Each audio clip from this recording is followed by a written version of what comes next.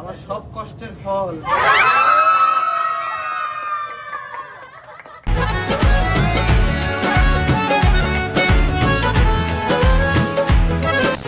Hello guys, কেমন আছেন সবাই? আশা করি সবাই ভালো আছেন। তো গাইস, বর্তমানে সোশ্যাল মিডিয়ায় ঢুকলে একটা টপিক খুব বেশি আসতেছে, আর তা হলো টিকটকার নরিন আফরোজপ্রিয়া বিয়ে করছে।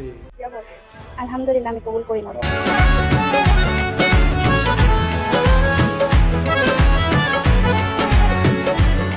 তো নরিন আফরোজপ্রিয়া যেহেতু একজন টিকটকার ছিল এবং তার বর্তমানে টিকটকে 8.3 মিলিয়ন ফলোয়ার। তো নরিন আফরোজপ্রিয়া টিকটকে অনেকেরই কাজ ছিল, কিন্তু এবার সবার মন ভেঙে বিয়ে করেই ফেললো।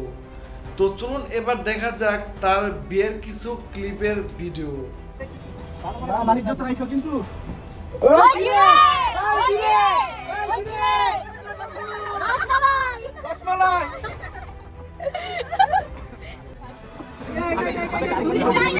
আগে ভাইয়া পড়া, তাহলে আগে ভাইয়াই পড়া।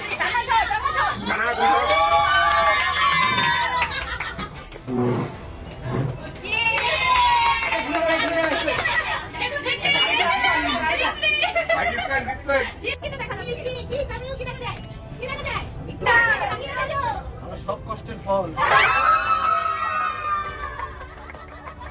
তো নরিন আফরোজপ্রিয়া বিয়ে করেছে সামিউলকে, যে কিনা আগে দা আজাইরা এলটিডির ভিডিওতে কাজ করত এবং এরপরে সে ইউরোপ কান্ট্রি মানে ইতালি চলে যায়। এবং যতদূর জানা গেছে যে নরিন আফরোজপ্রিয়া এবং সামিউল 2018 থেকে রিলেশনে ছিল, যা বর্তমান এই 2025 সালে এসে সাকসেস হয়েছে।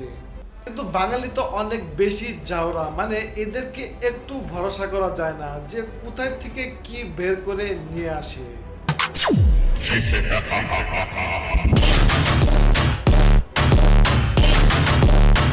তো যাই হোক গাইস, পাঁচ তো পাঁচটি এগুলো হচ্ছে অনেক আগের, কিন্তু বাঙালি এইসব নিয়েও এখন বর্তমান ট্রল করতেছে, যেটা কিন্তু একদমই ঠিক না। তাদের যেহেতু নতুন বিয়ে হয়ে গেছে এবং তাদের বিয়ে হয়ে গেছে রিলেশন করে এবং তাদের ভালোবাসা কিন্তু পূর্ণতা পেয়েছে, তাই ওইসব নিয়ে কেউ না ট্রল করলে সবচেয়ে ভালো।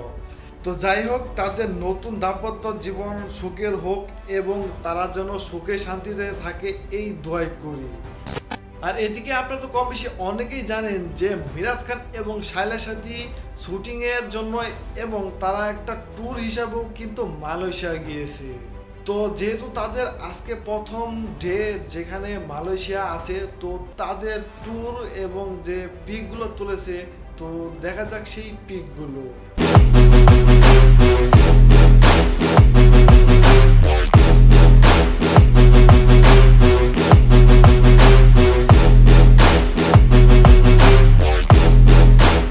তো শায়লা সাথী এবং মিরাজ খানের এই পিকগুলো কেমন হয়েছে অবশ্যই ভিডিওটিতে লাইক তো কমেন্ট করে জানিয়ে দিবেন।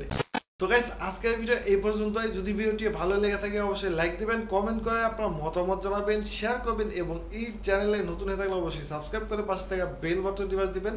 ধন্যবাদ।